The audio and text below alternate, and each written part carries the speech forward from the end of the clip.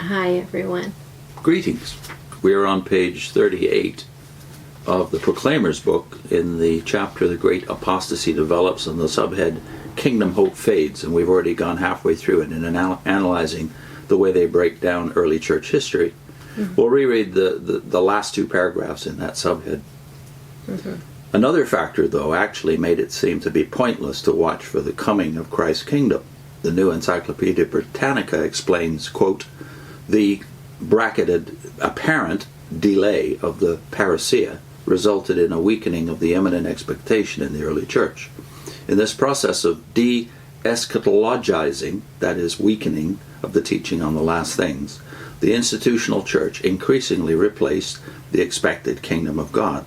The formation of the Catholic Church as a hierarchical institution is directly connected with the declining of the imminent expectation. End of quote. So, not only were millennial blessings transferred from earth to heaven, but the kingdom was shifted from heaven to earth. This relocation was completed by Augustine of Hippo, who lived from 354 to 430 CE. In his famous work, The City of God, he stated, "The church even now is the kingdom of Christ and the kingdom of heaven." Meanwhile, in about 313 CE, during the rule of the Roman Emperor Constantine, legal recognition was given to Christianity, much of which by this time had become apostate in its thinking. Religious leaders were willing to be put into the service of the state. And at first the state controlled religious affairs. Before long, religion would control state affairs. Thus began Christendom, part of which, the Catholic religion, in time became the official state religion of Rome. Now the kingdom not only was in the world, but was part of the world. What a far cry from the kingdom that Christ preached.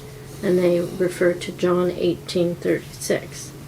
Yeah, it's ironic they should use that verse because we alluded last time to the chronological fog that is a factor here when you're trying to think through these developments. The chronological fog, though, is really deep here because John 18:36 is one of only two references in the Gospel of John where the word kingdom actually occurs. And you think about it, and you realize it's Christ talking to Pilate. My kingdom is not of this world. And the other one is Nicodemus. Another private conversation. Conversations. Not once in the Gospel of John does Christ use the word kingdom in public in his preaching. Yeah. So what do you do with that? And then in Acts, the same thing. In the public preaching, they're not talking about the kingdom. The focus is now shift to Christ. And the death, burial, and resurrection of Christ. The focus is on the past deeds of God now. That is, the deeds of God in the passion of Christ. Mm-hmm. So it's not on the future anymore. Do we notice that as witnesses?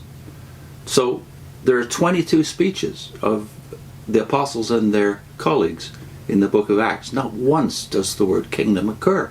So what do we do with that if we're witnesses? Mm-hmm. So by saying it actually happened much later and tying it to Augustine of Hippo as if this is a new development, well, yeah, there's a part truth in it, in that I've read City of God, and I do know that when you reason through it, his 1,000-page book, you realize he's looking at the signs of the fall of Rome, for instance, to the invaders, mm-hmm. and he's judging from the signs how to interpret the Bible. So he's like a witness. So that's the irony.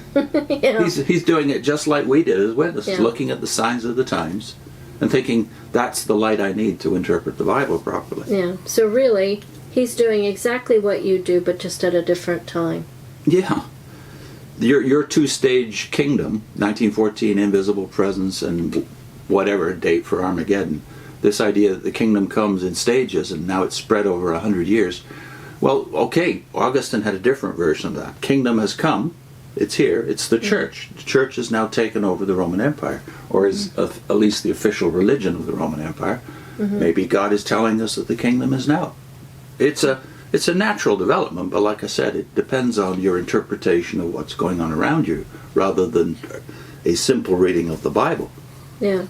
So he's wanting the kingdom now, just like the witnesses want the kingdom now. So the witnesses are repeating the error of Augustine. Not much. It needs to be said. A great section of the church doesn't think Augustine made a mistake. So postmillennialism and amillennialism developed from this teaching. It's not like Augustine doesn't emphasize Christ, the gospel. Augustine is not my favorite, I must admit, but he does know what the gospel is. Unlike us when we were witnesses. So isn't it interesting too that the idea of theocracy, an organization, God's organization, only comes in after the first stage of the kingdom being born in heaven invisibly. So this idea of an invisible presence of the king is in both Augustine and in our theology, our theocracy. Russell had no notion of a present theocracy. And then another factor in it is, of course, this idea about Christendom in the footnote. Read that little footnote at the bottom. The sentence that begins, "Thus began Christendom," they have this little mark for a footnote. The footnote says, "The use, as used in this publication, the terms," and then they've got Christendom in quotes, "refers to professed Christianity, in contrast with true Christianity of the Bible." And of course they associate Augustine and the developments after Augustine, that is the church that became the persecutor of... as apostates. They're apostates. Yeah. But do you not realize that in your view of the two-stage kingdom, between 1914 and Armageddon, you've installed a theocracy which has become a persecuting power? And it's a direct denial of what Christ said it would be like. That there would be wheat and weeds growing together. Exactly. In his kingdom, or in his field. In his field, yeah. And you don't want that, so you just say, well, those guys are bad and we just have all wheat in our field.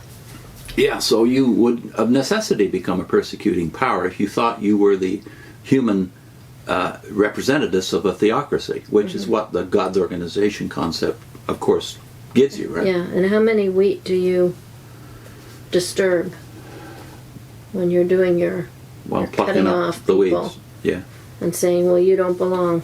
First, Christ plainly says that's not to happen till the harvest. Yeah. And by locating the harvest first in 1874 and now since 1914, they've given themselves permission to persecute.